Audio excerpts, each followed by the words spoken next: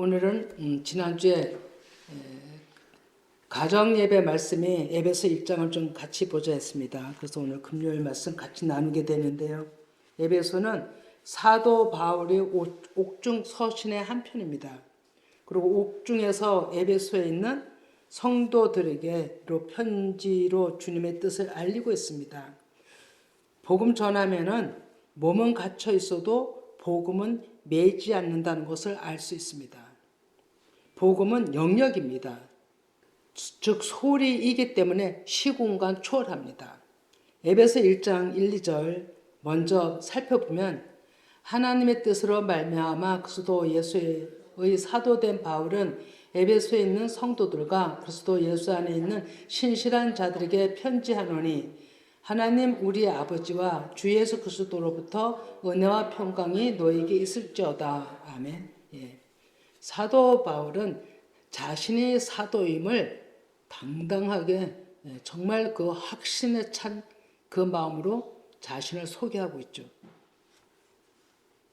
예, 하나님께서는 사도 바울을 이방의 사도로 부르셨고 또 사도 가장 적대시 여기던 사도를 완전히 그러니까 그때는 이름이 사울이죠. 사울을 변화시켜서 하나님의 큰 일꾼으로 만드십니다. 그러니까 하나님이 이대하신 분이죠. 하나님이 정말로.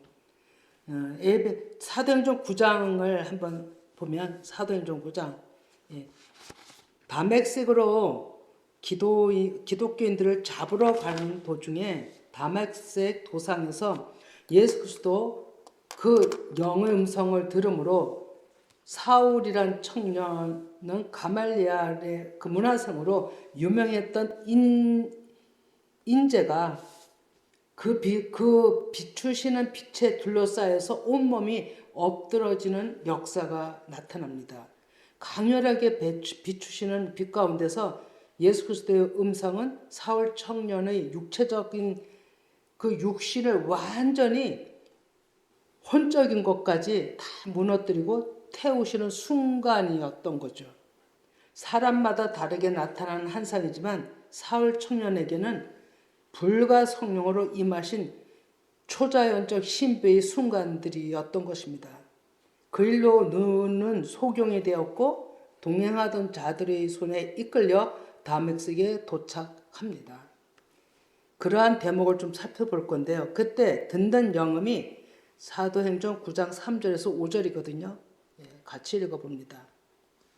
사울이 길을 가다가 다메섹에 가까이 이르더니 호련히 하늘로부터 빛이 그를 둘러 비추는지라 땅에 엎드러져 들음에 소리가 있어 이르되 사울아 사울아 내가 어째 나를 박해하느냐 하시거늘 대답하되 주여 누구시니까 이르시되 나는 내가 박해하는 예수라. 아멘. 예, 이 영음 하나님의 음성을 빛 가운데 듣는 그 기운에 사울의 청년은 눈을 떴으나 보지 못하는 일이 일어났습니다. 그리고 동행하는 자들 손에 이끌려 다메섹에 도착하였으나 먹지도 마시지도 못하는 몸의 상태가 되었던 거죠. 그렇지 않겠어요? 완전히 힘이 빠지고 혼적인 것, 육신적인 것이 다 태워지는 역사가 일어났는데 물도 못 먹었을 것 같아요. 잠을 잘 수도 없었겠죠. 살았을 때 죽은 자가 된 것입니다. 나는 내가 박해하는 예수라. 얼마나 놀랐겠어요.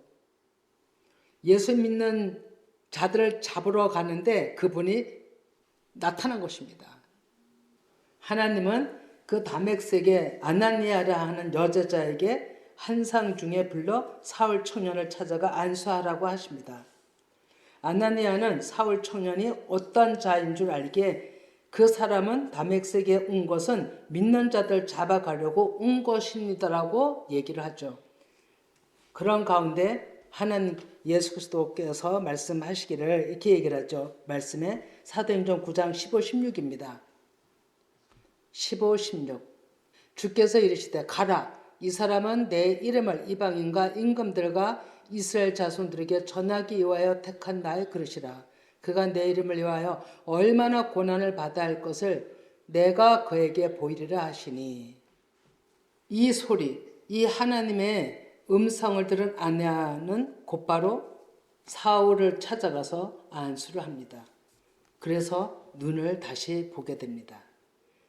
정말 예수 그리스도 그 하나님은 살아계신 분입니다. 예수 그리스도의 그 영께서 일하시는 증거가 완전히 속용이 됐던 것이죠. 옆에 있는 사람들은 소리만 들었지 음성은 아마 못 들었을 것입니다. 사도 바울만 그러니까 사울만 들었지. 하나님은 사울에게 원체 강력하게 유대교 사상으로 토라에 목숨 걸었던 데서 가장 원수라고 대적시했던 그 예수 그리스도께로 아주 강렬하게 신적인 기운 속에서 실제인 말씀으로 나타나셨던 것이죠. 조금만 하나님의 영적인 기운이 와도 우리는 떱니다. 그리고 몸을 가눌 수가 없어서 다니엘도 그 신적인 기운이 완전히 왔을 땐 엎드러졌었잖아요. 그리고 쓰러져서 일어나지 못하고 강하게 오면 어떤 일이 일어나냐면 자요. 사람이 그냥 육안으로 있을 수가 없는 거예요. 잡니다. 잠이 들어서 깊게. 아브라함도 그랬고요. 다니엘도 그랬고요. 모든 믿음의 사람들이 거의 그런 현상들을 갖습니다. 여러분. 강하게 임하시면. 하나님을 믿었을 때 문자 안에서 율법주의를 최고의 경지로 치닫던 그 열정이 바로 다메섹에서 그 실제 되신 예수님을 만남으로 다 물거품이 된 겁니다. 그 얼마나 많은 지식을 쌓겠어요. 얼마나 많은 그 사람들은 어려서부터 그 바리새인파 유대인이라고 합니다. 얼마나 어려서부터 말씀에 달달 외웠겠어요. 그 모든 기대치가 완전히 무너진 것이죠. 그냥 온몸에 생각했던 그 모든 아는 것이 그냥 머리부터 발끝까지 다 녹아내린 거예요. 읽지는 않지만 베드로후서 3장 후절에 베드로후서 3장 10절에 말씀같이 다 녹아내렸던 것 같아요. 사울이라는 청년은 이거 한번 읽고 지나가 볼까요? 그러나 죄날이 도둑같이 오리니 그날에는 하늘이 큰 소리로 떠나가고 물질이 뜨거운 불에 풀어지고 땅과 그 중에 있는 모든 일이 드러나리로다. 아멘. 이런 상태가 된 거죠. 단번에 모든 믿는 사람들이 이렇게 하나님을 만나길 무진장 소원할 겁니다.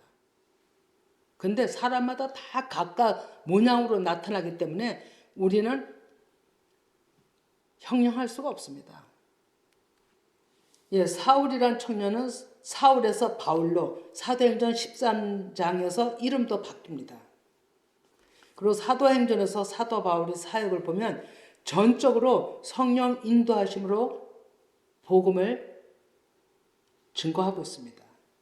아시아 전 지역과 유럽, 마게도냐, 빌립보 이렇게 폭넓게 복음 증거하다가 붙잡혀 감옥에 있는 몸이 되었죠.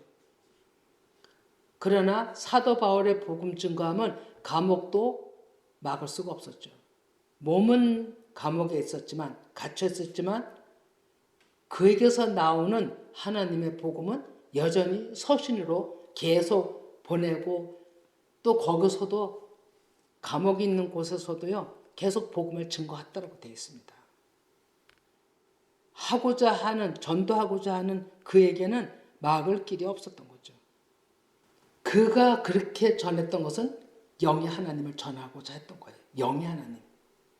그래서 문자로만 아는 그 안에 영의 하나님. 이것이 생명이기 때문에 그 생명 대신 예수 그리스도를 그가 만났었기 때문에 그 하나님을 전하는 거예요. 그래서 법정에 설 때마다 다메섹 도상에서 만난 예수 그리스도를 증거하잖아요. 그 하나님이 영의 하나님이었던 거예요. 그는 감옥에서 죽을 날을 앞에 두고도 담대하게 복음을 전했던 거죠. 끝까지. 에베소서 1장 3절 봅니다. 찬송하리로다. 하나님 곧 우리 주 예수 그리스도의 아버지께서 그리스도 안에서 하늘에 속한 모든 신령한 복을 우리에게 주시되. 아멘. 하늘에 속한 모든 신령한 복은 육신을 정복하고 이긴 자가 받는 예수도 그 영에 속한 자, 그것을 신령한 복받은 자라고 하는 것입니다. 예, 문자 안에 그 영, 생명을 받은 자가 하늘의 신령한 복을 받은 자입니다.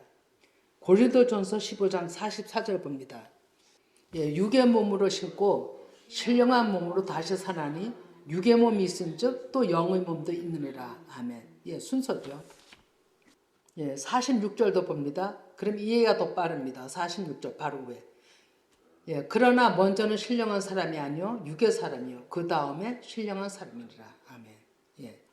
사도 바울이 육의 사람이었어요. 유대교에 그만한 지식과 그만한 학문을 쌓아서도 육의 사람이었어요. 육에 속한 사람이었죠. 그런데 예수 그리스도의 그 영으로 만남으로 신령한 사람이 된 거예요.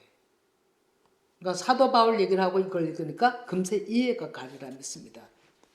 모든 사람이 영의 사람이 먼저 될 수가 없습니다. 육의 사람으로 육체의 옷을 입어야 됩니다. 그래야 우리는 영의 사람이 될 수가 있는 거죠. 그러면 우리는 가장 이제 우리가 믿음을 왜 사도 바울도 그렇게 얘기를 했냐? 사도 바울이 만난 하나님도 실제 예수님을 보신 게 아니잖아요. 영의 하나님을 봤어요. 보이지 않는 하나님인 거예요. 믿음이 없으면 그 하나님을 지각할 수가 없어요. 그래서 그리고 그 보이지 않는 하나님의 그 영의 하나님이 실제 우리를 영원히 이끌어 가시는 하나님이신 거예요. 그렇기 때문에 그렇게 그 하나님을 전하기 위해서 몸부림쳤던 거죠. 에베소서 1장 4절 봅니다. 곧 창세전에 그리스도 안에서 우리를 택하사 우리로 사랑 안에서 그 앞에 거룩하고 흠이 없게 하시려고 5절도 있습니다. 그 기쁘신 뜻대로 우리를 예정하사 예수 그리스도로 말미암아 자기 아들들이 되게 하셨으니 아멘. 예. 우리 창세전 하면 어떻게 생각하시죠? 창세전 하면 만물이 생기기 전에 우주 만물이 생기기 전에 모든 것이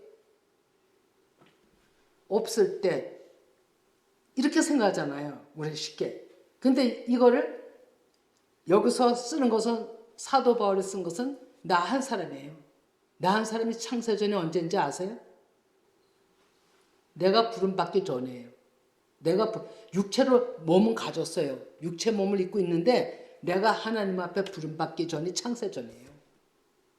창세전에 그리스도 안에서 이미 그리스도 안에서 우리를 하나님은 택하신 거예요. 그리고 우리로 사랑 안에서 그 앞에 거룩하고 흠이 없게 하시려고 자기의 기쁘신 뜻대로 예정하사 예수 그리스도로 말미암아 본이 되기 위해서 구원의 길을 보여서 하나님의 자녀들로 오게 했다는 겁니다. 만들어 가시는 과정을 얘기를 하시는 거죠. 예, 나 한 사람 구원 문제로 보시면 너무나도 마음에 와 금세 이해가 될 것입니다. 그러면 나 한 사람이 부르기 전에 언제냐면요. 나 한 사람이 부르기 전, 하나님의 교회 나오기 전. 이것을 성경에서는 뭐라고 또 얘기했냐면 모태라고 또 얘기를 합니다. 모태. 우리 모태하면 내가 태어날 때 이렇게 또 생각하죠. 근데 성경에서 모태는 토라예요. 어머니. 성경에서 어머니를 토라라고 해요. 율법을 법을 또 하나님 아버지라고 얘기를 해요. 그러면 말씀을 알기 전에 그러니까 말씀을 이미 알기 전에 그러면 내가 모태에서 태어나 사도 바울도 그런 얘기 했잖아요. 모태에서 다윗도 그러고 모태에서 많이 얘기를 했거든요. 이게 내가 엄마 뱃속에서 태어난 때를 얘기하는 게 아니라 말씀으로 내가 알을 때 말씀이 내 안에 들어와서 그 말씀으로 내 안에 싹이 나는 이런 것을 얘기를 하는 겁니다. 그래서 창세 전에 그래서 말씀이어요. 태어나서 잉태돼 10달이 되면 자라나서 태어나서 바깥으로 나와서 자라서 그 자라는 과정에서 우리가 해산의 수고가 되게 많이 얘기했죠. 해산의 수고가 과정이에요. 해산의 수고가 성령세를 받는 때예요. 해산의 수고가 내 육신이 죽는 것을 얘기하는 겁니다. 그러니까 우리 육신은 사도발 같은 분은 단번에 그렇게 아주 완전히 진짜 소금에 합쳐놓은 것처럼 완전히 단번에 꼬꾸라졌지만 우리는 얼마나 악한지요. 또 소금 또 치고 또 살아나면 또 소금 또 치고 우리가 그런 사람입니다. 그래서 반복해서 소금 쳐야 된다니까요. 이렇게 해산의 수고를 반복적으로 진통을 겪는다 하죠. 이렇게 해서 우리가 완전히 육신의 생각들이 제거되고 또 태워지고 또 없어지고 해서 그 성령 세례를 맛봐야만 그 사람을 온전히 진리로 클 수 있습니다. 사람이 악하기 때문에 그것이 한 번 되고 오래 지나면 희석이 돼요. 그래서 또 엉뚱한 생각들도 갑니다. 그렇기 때문에 우리는 반복해서 하나님이 계속 우리를 이끌어 가시는 거죠. 그래서 여기서도 거룩하고 흠이 없게 하시려고 얘기를 하고 있습니다. 우리를 계속 거룩하고 흠이 없게 구별되게 분리해서 흠이 없다는 것은요. 제사도 양이나 염소나서 흠이 있는 것은 제사에 올리지 못합니다. 그러면 이 얘기를 우리가 나로 생각을 한다면 우리가 흠이 있다면 우리의 문제가 있다면 내 마음에 결점이 있다면 깨끗지 않다면 정결지 않다면 예배를 드려도 하나님 앞에 올려지지 않는 가인과 같은 예배가 된다는 거죠. 그래서 하나님께서는 그 제사법에서도 흠이 없는 걸로 드리라고 그렇게 얘기를 하는 것입니다. 그래서 하나님께서는 우리에게 반드시 요한복음 3장에서도 얘기했지만 두 번 부름이 있습니다. 처음 우리 육신으로 태어나죠. 그죠? 육체의 몸을 입지만 육신으로 태어나요. 또 그 육신으로 태어난 몸이 반드시 하나님께로 처음 부름받는 때가 있어요. 교회로 나오는 때가 있어요. 인도 안 받아 나오든지 어떤 방법으로든지 나오는 때가 그게 첫 번 부름이에요. 첫 번 부름. 엄마 뱃속에서 내가 육체를 입고 처음 태어날 때가 첫 번 부름이 아니고 말씀으로 누굴 통해서라도 교회에 나오는 게 첫 번 부름이에요. 그러면 이 첫 번 부름에서 내가 그 과정을 거쳐서 하나님 앞에 더 가까이 나가 내가 온전히 충만할 때 하나님의 사명을 맡겨주실 때 그때가 두 번째 부름이에요. 여러분. 잘 생각해 보세요. 여러분. 지금 여러분들이 두 번째 부름을 부르고 있는가? 부름을 받고 있는가? 아직 부름을 못 받고 있는가? 교회 나와서 20년, 30년 다녔어도요. 두 번째 부름 받지 못하는 사람이 거의 답니다. 여러분. 두 번째 부름은 확고하게 내가 하나님 앞에 하나님의 일을 감당해낼 수 있을 때 성령의 부르심이 확실하게 있습니다. 여러분. 사람을 통해서 하시는 거죠. 또 환상으로도 꿈으로도 또 보이시는 나라고 보거든요. 내가 두 번째 부름 받은 도 내가 알아요. 여러분. 성령의 일이라고 보이지 않는 하나님 일이라고 전혀 모르는 게 아니에요. 내 마음으로 그걸 믿음으로 다 지각하고 영으로 교제가 이루어집니다. 여러분. 교통이. 그래서 알게 됩니다. 그래서 두 번째 부름을 받고 있는가 한번 생각해 보세요. 그러면 두 번째 부름을 못 받았다면 더 열심히 하나님 앞에 말씀으로 가까이 다가와야 돼요. 가까이 와야 돼요. 그래서 두 번째 부름에 우리가 들어가야 됩니다. 두 번째 부름이 영에 속한 오늘 말씀한 것처럼 신령한 복을 받은 자예요. 신령한 복이 무슨 신비스러운 일이 아니에요, 여러분. 두 번째 부름으로 정확하게 인격적으로 그 인지에서 하나님을 만남이 신령한 복을 받은 영의 사람에 속한 것을 신령한 복이라고 하는 거예요. 자, 그러면 이것을 에베소서 1장 5절에 그 기쁘신 뜻대로 우리를 예정하사 그리스도로 말미암아 자기 아들들이 되게 하셨다 그러잖아요. 근데 이것을 한번 빌립보 2장 13절을 보면 하나님께서는 기쁘신 뜻이 무엇인가? 하나님의 기쁘신 뜻. 한번 빌립보 2장 13절 봅니다. 너희 안에 행하시는 이는 하나님이시니 자기의 기쁘신 뜻을 위하여 너에게 손을 두고 행하게 하시나니 이랬습니다. 하나님의 기쁘신 뜻이 뭘까요? 교회에 여러 가지 섬김이 있습니다. 하나님을 위해서 모든 섬김이 다 있습니다. 많아요. 교회를 치료하기 위해서는 모든 사람이 필요합니다. 모든 각 은사가 다 필요합니다. 은사도 여러 가지를 주셨습니다. 고린도전서 읽진 않지만 12장에 은사의 장에 나오잖아요.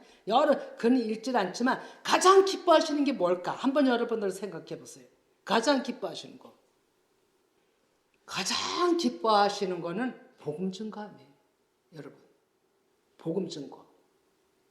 이 일도 다 선교, 교회에서도 다 이런저런 교회를 추리기 위해서 복음을 증거하기 위해서는 모든 것이 다 필요하지만 복음 증거하는 것을 제일 기뻐하신다라고 말할 수가 있는 거죠.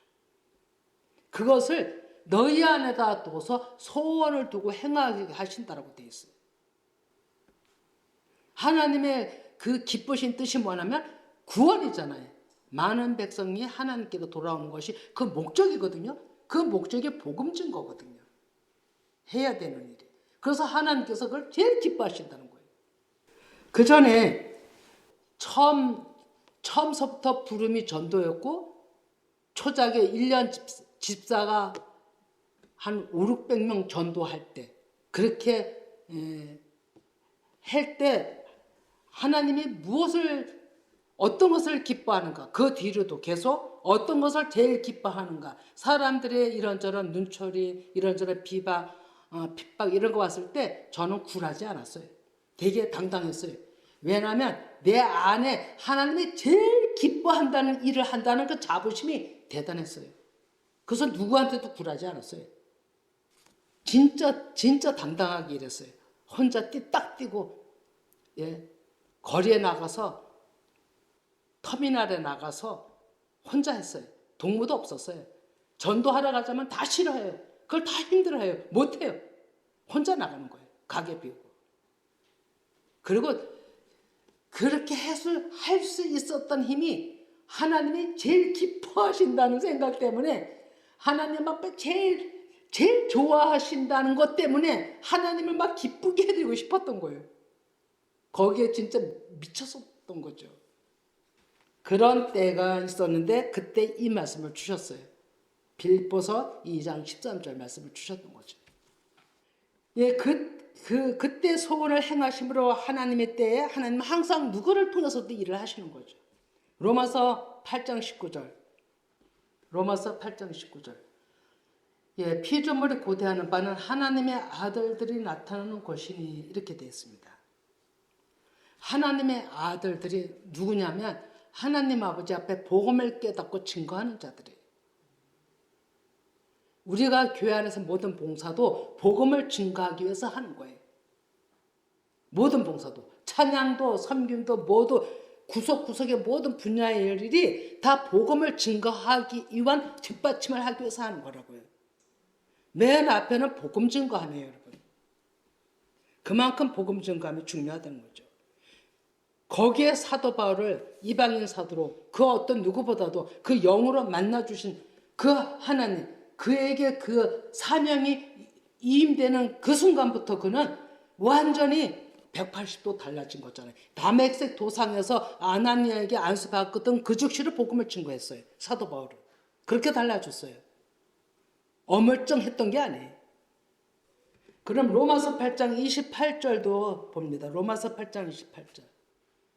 우리가 알거니와 하나님을 사랑하는 자 곧 그의 뜻대로 부르심을 입은 자들에게는 모든 것이 합력하여 선을 이룬다라고 되어 있습니다. 그래서 모든 공동체 분야대로 일함이 합력해서 하나님의 그 복음 증거하는 그 일로 선을 이뤄 가시는 거예요. 하나님의 구원의 역사를 이뤄 가신다는 거죠. 30절에도 보면 30절 조금만 올려주세요. 로마서 8장 30절. 그런즉 미리 정하신 그들을 또한 부르시고 부르신 그들을 또한 의롭다 하시고 의롭다 하신 그들을 또한 영화롭게 하셨느니라. 아멘. 또 미리 정하신 그들을 또한 부르시고 부르신 그들을 또한 의롭게 하시고 부르시고 의롭게 하시고 이런 과정이 반드시 있어야 된다는 거죠. 부름으로만 끝나면 안 되는 거죠. 의롭게 해주시는 그 의로움이 또 있어야 되는 거예요. 이러한 과정을 하나님께서는 거쳐서 그들을 또한 영화롭게 하나님의 사람으로 하나님의 일에 전적으로 수정되게 했다는 것입니다. 하나님의 목적은 하나님의 아들들이 나타나는 것입니다. 시대마다 복음 전도자가 진리를 사수하면서 진리를 가지고 복음 증거하는 자가 있습니다, 여러분. 우리가 잘 몰라서 그렇지. 우리는 이러한 말씀을 깨달아 충만히 우리가 먹으면서 또 복음을 전하는 것은 주님께서 가장 기쁘게 하신다는 거죠. 가장 기쁘게 하신다. 마리아라는 사람이 하나님 앞에 사랑받는 자라잖아요. 그 마리아라는 마지막 끝날의 일꾼들은 마리아 영을 가진 자들이라고 합니다. 그들이 하나님 앞에 온전히 하나님 앞에 사랑받으면서 그 기쁨을 드리는 자들이 끝날에 이거는 성별을 얘기하는 게 아닙니다. 마리아 영을 가진 자들이 온전히 쓰임 받는다고 합니다. 예, 우리가 어떤 것을 하나님을 기쁘게 드리냐? 예, 우리가 늘 많이 하는 말씀인데 또 로마서 12장 1절도 봅니다. 그러므로 형제들아 내가 하나님 모든 자비하심으로 너희를 권하노니 너희 몸을 하나님이 기뻐하시는 거룩한 산제물로 드리라. 이는 너희가 드릴 영적 예배리라. 아멘. 사도 바울이 그렇게 복음을 전하기 원했던 것은 영적 예배, 영으로 예배 드리는 거예요. 이게 영과 진리로 내가 하나님은 영이시니 영과 진리로 예배하는 자를 찾으신다라고 되어 있잖아요. 영과 진리. 영으로 하나님의 만난 자들. 그 영이 말씀이에요. 그 말씀이 내 안에 들어와 거하는 자들. 그런 자들의 예배를 하나님은 받으신다는 거죠. 그들이 하나님의 백성이에요. 그렇기 때문에 첫 번 부름에서 두 번째 부름을 반드시 지각을 해야 돼요. 말씀이 내 안에 들어와 있다면 그 지각할 수 있습니다. 여러분. 근데 그걸 지각을 못한다면 아직까지 그 수준에 도달을 못한 거예요. 예, 에베소 1장 6절 다시 봅니다. 에베소서 1장 6절. 예, 오늘 본문이기 때문에 이는 그가 사랑하시는 자 안에서 우리에게 거저 주시는 바 그 은혜의 영광을 찬송하게 하라는 것이라. 아멘. 예. 영광을 찬송하게 한다는 의미가 상당히 깊습니다. 그리고 조금 더 이제 살펴보겠는데 요한복음 17장 26도 봅니다. 내가 아버지 이름을 그들에게 알게 하였고 또 알게 하리니 이는 나를 사랑하시는 사랑이 그들 안에 있고 나도 그들 안에 있게 하려 함이라. 아멘. 내가 아버지 이름을 그들에게 알게 하였고 예수님이 제자들한테 알게 했잖아요. 이는 나를 사랑하신 그 사랑이 그들 안에 있고 제자들한테 있어요. 나도 그들 안에 있게 함이라고 얘기를 하는 거예요. 이것이 오늘날의 저와 여러분 관계, 하나님과의 관계에서 같이 이런 방법으로 다 이루어져야 되는 거예요.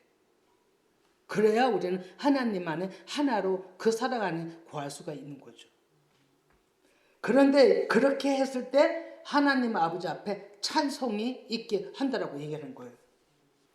이 찬송은 하나님의 깊은 뜻과 진리를 깨닫는 자들이 전하는 복음인 거예요. 이 찬송이. 무슨 막 곡조 불러 노래하면 그것도 표면적인 노래는 곡조 불러 우리가 찬송과 찬양 이렇게 말하지만 실제 본질은 말씀을 깊이 깨달아서 나누는 자체가 찬송이에요, 여러분. 찬송이 에파이노스로 뭐냐면 칭찬, 찬성, 동의한다는 이런 의미를 가지고 있습니다. 찬송이. 그러면 아멘과 같은 거예요. 하나님의 이 진리를 찬성하고 높여드리고 동의한다는 그 뜻으로 이 말씀을 다시 말씀드리면 즉 깨달은 자들이 하나님 앞에 화답하는 거고 하나 전하는 자체가 찬송이라는 거예요. 더 나아가서 하나님 찬송은 깨달은 생명의 말씀으로 하나님께 존귀와 감사로 인정해 높여드리며 예배 가운데 하나님의 임재하심과 그 명령하심을 말씀으로 받는 것이 찬송이라는 거예요. 칭송해드린다는 거예요. 우리는 그냥 곡조로만 불리는 걸 찬송으로 알잖아요. 영과 진리로 그 영이신 하나님 앞에 온전히 올려드리는 것을 하나님은 그렇게 받으시는 거죠.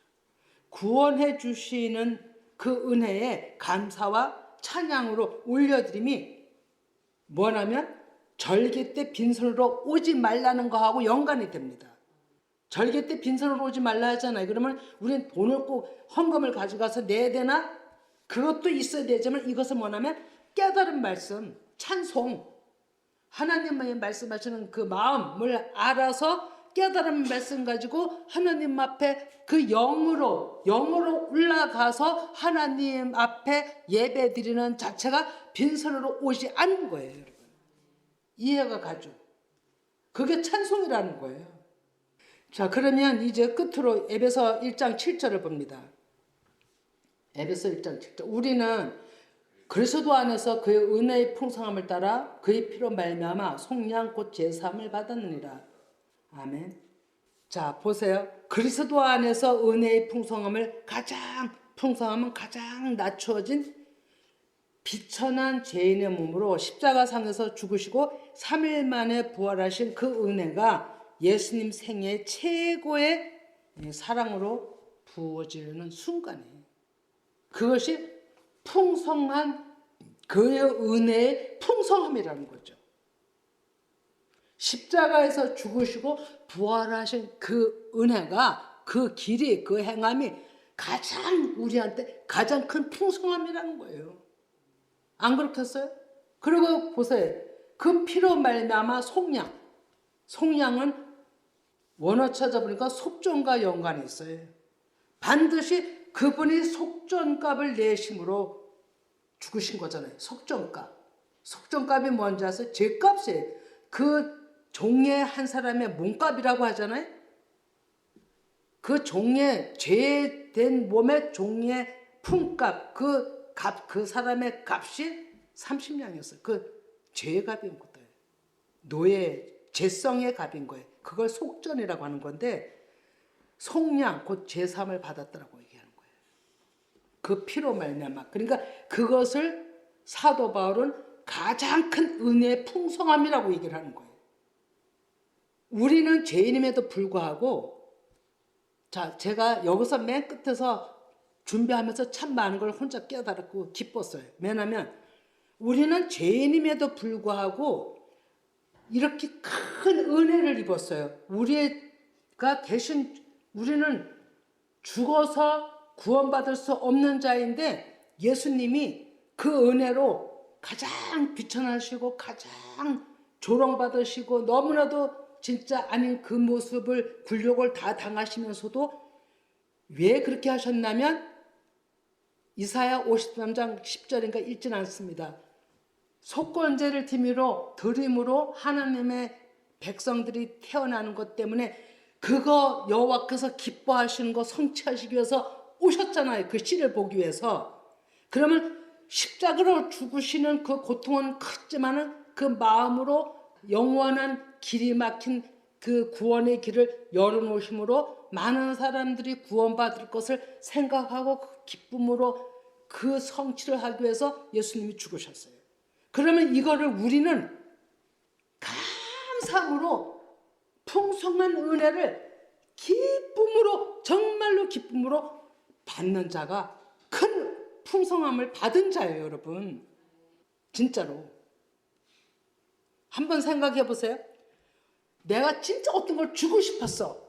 너무나도 나는 이거를 주고 싶은 거예요.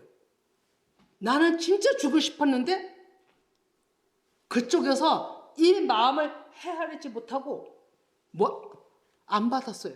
어떻게 되겠어요? 네? 어떻게 되겠냐고.